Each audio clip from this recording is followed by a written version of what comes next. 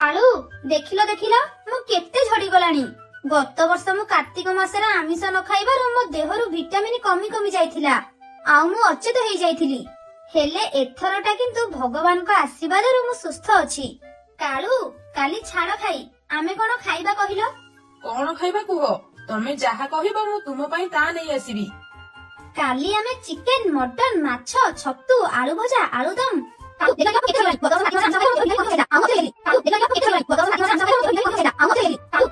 କାଳିଠୁ ଏତେ ସାରା ଖାଦ୍ୟର ନାଁ ଶୁଣି କାଳୁର ମୁଣ୍ଡ ବୁଲେଇ ଦେଲା ଓ ସେ ସେଇଠି ଅଚେତ ହେଇଗଲା।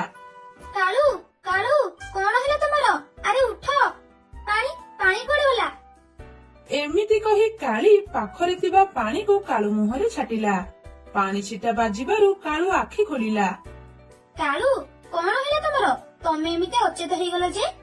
ବାପ ରେ ବାପ, ତମେ ଯୋଉ ଏତେ ସାରା ଆଇଟମ ର ନାଁ କହିଲ ସେସବୁ ଶୁଣି ତମ ମୁଣ୍ଡ ବୁଲେଇ ଦେଲା। ଆଉ ଏତେ ସାରା ଆଇଟମ କରିବାରେ କେତେ ଟଙ୍କା ଖର୍ଚ୍ଚ ହେବ ଜାଣିଛଟି? ଉପରେ ପୁଣି ଆମେ ଗରିବ, ଏତେ ଟଙ୍କା କୋଉଠୁ ଆସିବ ଯେ ଆମେ ଏତେ ସାରା ରୋଷେଇ କରିବା? ତୁମ ପାଖରେ ତ କେତେବେଳେ ପଇସା ନାହିଁ। ଆଉ ଯଦି ପଇସା ନାହିଁ ତାହେଲେ ଯାଉନ ଆମ ଯାଜପୁରରେ ଥିବା ମା ବିରଜାଙ୍କ ମନ୍ଦିର ପାଖରେ ବସି ଭିକ ମାଗିବ। ଯେତେବେଳେ ଯାହା କହିଲେ ଏଙ୍କ ପାଖରେ ପଇସା ନାହିଁ। ମୁଁ ଯଦି ଭିକ ମାଗିବି ତାହେଲେ ମୁଁ ଭିକାରୀ, ଆଉ ତମେ ତମ ସ୍ତ୍ରୀ, ତେଣୁ ତୁମେ ବି ଭିକାରୁଣୀ।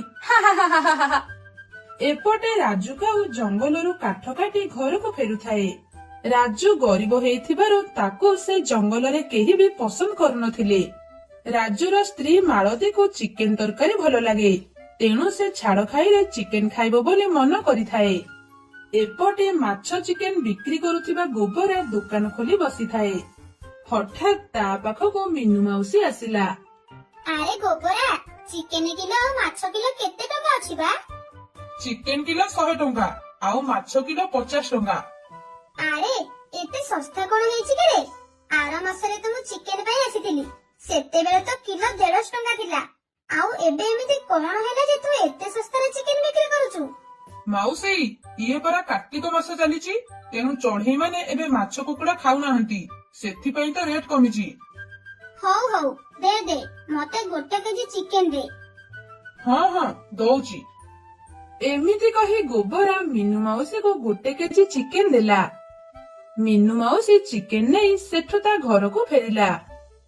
ଆସନ୍ତା କାଲି ଛାଡ ଖାଇ, କାଲି ଜଙ୍ଗଲର ଚଢେଇ ମାନେ ମନ ଖୁସିରେ କେତେ ପ୍ରକାରର ଆଇଟମ କରିବେ। ମୋ ପାଖରେ ତ ଏବେ ଅଳ୍ପ ପରିମାଣରେ ମାଛ କୁକୁଡା ଅଛି, ତାପରେ ବି କାଲିକି ଏଗୁଡାକର ଦାମ 2 ଗୁଣା ହେଇଯିବ।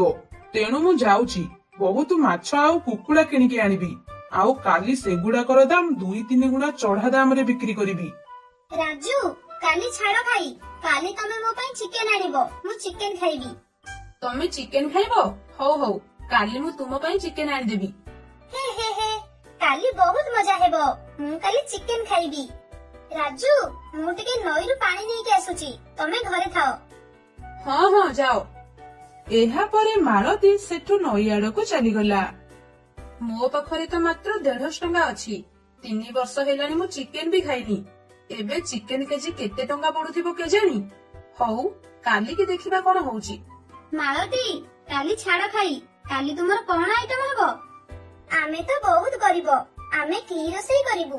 ଦେଖିବା କାଲିକି କଣ ହଉଛି। ମୁଁ ରାଜୁଙ୍କୁ କହିଥିଲି ଚିକେନ ପାଇଁ, ସେ ଯଦି ଚିକେନ ଆଣିବେ ତାହେଲେ ଆମର କାଲି ଚିକେନ ହେବ। ଆରେ ଆମର କାଲି ମାଛ, ଚିକେନ, ଛତୁ, ବିରିୟାନୀ କେତେ ପ୍ରକାରର ରୋଷେଇ ହେବ। କାଲି ତ ଆମର ରଜ। ଆଉ ତୁମର କାଲି ଏତେ ସାରା ରୋଷେଇ ହେବ? ହଉ ଠିକ ଅଛି, ତାହେଲେ ମୁଁ କାଲି ତୁମ ଘରକୁ ଯିବି ଆଉ ତୁମରି ଘରେ ଖାଇବି। ହଉ ହଉ, ତୁ କାଲି ଆମ ଘରକୁ ଆସ, କାଲି ତୁ ମନ ଭରି ସ୍ୱାଦିଷ୍ଟ ଖାଦ୍ୟ ଖାଇବୁ। ବା, କାଲି ମୁଁ ଏ ମାଛ ଆଉ କୁକୁଡାର ଦାମ ଉଚ୍ଚ ଦରରେ ବିକ୍ରି କରିବି, ଆଉ ଏ ଜଙ୍ଗଲର ଚଢେଇ ମାନଙ୍କୁ ଠକି ବହୁତ ଟଙ୍କା ରୋଜଗାର କରିବି। ହା ହା ହା ହା ହା। ଏମିତି ସେ ଦିନ କଟିଲା ଓ ପରଦିନ ଛାଡ ଖାଇ ହେଲା।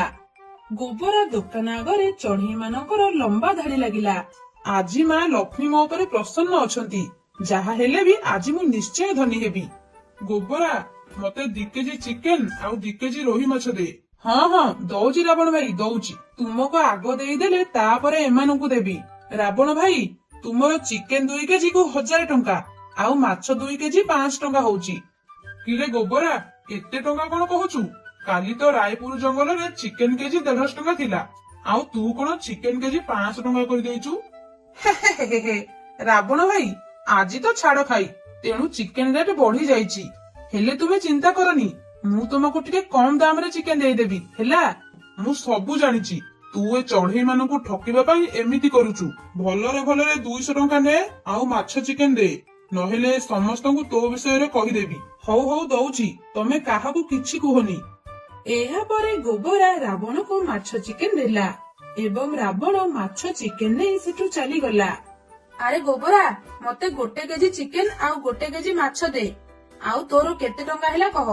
ଚିକେନ କିଲୋ 500 ଟଙ୍କା ଆଉ ମାଛ କିଲୋ 250 ଟଙ୍କା, ଦିଟା ଯାକ ମିଶି 750 ଟଙ୍କା ହେଲା। ଆରେ ଏତେ ଟଙ୍କା କଣ? ଚିକେନ କିଲୋ ତ ଏବେ 200 ଟଙ୍କା ଆଉ ମାଛ କିଲୋ ତ 150 ଟଙ୍କା, ଆଉ ତୁ କଣ ଏତେ ଟଙ୍କା ନଉଛୁ? ଆଜି ପରା ଛାଡ ଖାଇ, ତେଣୁ ରେଟ୍ ଟିକେ ବଢି ଯାଇଛି। ତାପରେ ବି ମୁଁ କଣ କରିବି, ମୁଁ ତ ଉଚ୍ଚ ଦାମରେ ଏଗୁଡାକ କିଣିଛି, ତେଣୁ ଅଳ୍ପ ଟିକେ ଲାଭ ରଖିକି ଏଗୁଡାକ ବିକ୍ରି କରୁଛି ଆଉ। ହଉ ଦିଏ, ଆଜି ମୁଁ ଯଦି ଚିକେନ ନ ନିଏ ମୋ ସ୍ତ୍ରୀ ମତେ ଇଆଡୁ ସିଆଡୁ କହିବ। ଏହାପରେ ଗୋବରା କାଳୁକୁ ମାଛ ଚିକେନ ଦେଲା। କାଳୁ ମାଛ ନେଇ ଘରକୁ ଗଲା। ମୋ ପାଖରେ ତ 150 ଟଙ୍କା ଅଛି, ଏବେ ମୁଁ 500 ଟଙ୍କା ଦେଇ ଚିକେନ କେମିତି ନେବି? ତାପରେ ବି ଏ 150 ଟଙ୍କାରେ ଅଧ କିଲୋ ଚିକେନ ବି ହବନି, ଯାଉଛି ଘରକୁ ଚାଲିଯିବି।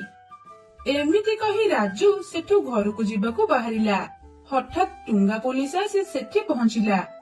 ଆରେ ରାଜୁ, ଆମ ଘରୁ ଜାଳେଣୀ କାଠ ସରିଯାଇଛି, ତୁ କାଲି ଟିକେ ନେଇ ଆମ ଘରେ କାଠ ଦେଇଦେବୁ ହେଲା।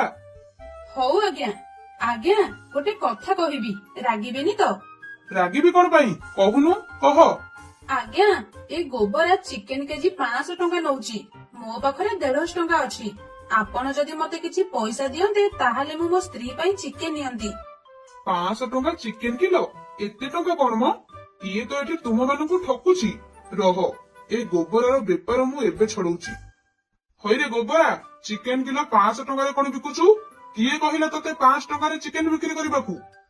ଟୁଙ୍ଗା ପୋଲିସକୁ ଦେଖି ଗୋବରା ଡରିଗଲା ଏବଂ କହିଲା, ଆଜ୍ଞା, ମୁଁ କାହିଁ ଉଚ୍ଚ ଦାମରେ ଚିକେନ ବିକ୍ରି କରିବି? ମୁଁ ତ 150 ଟଙ୍କାରେ ଚିକେନ ବିକ୍ରି କରୁଛି। ମୁଁ ଜାଣିଛି, ତୁ 500 ଟଙ୍କାରେ ଚିକେନ ବିକ୍ରି କରୁଛୁ। ଭଲରେ ଭଲରେ କହୁଛି, ଠିକ ଦାମରେ ଚିକେନ ବିକ୍ରି କର, ନହେଲେ ରୁଲ ବାଡିରେ ତ ପିଚେ ନାଲି ପକେଇଦେବି। ଟୁଙ୍ଗା ପୋଲିସର କଥା ଶୁଣି ଗୋବରା କମ ଦାମରେ ଚିକେନ ବିକ୍ରି କଲା। ସବୁ ଚଢେଇ ମାନେ ମନ ଖୁସିରେ ଚିକେନ ମାଛ କିଣିଲେ ଓ ଛାଡ ଖାଇ ଧୁମଧାମରେ ପାଳନ କଲେ।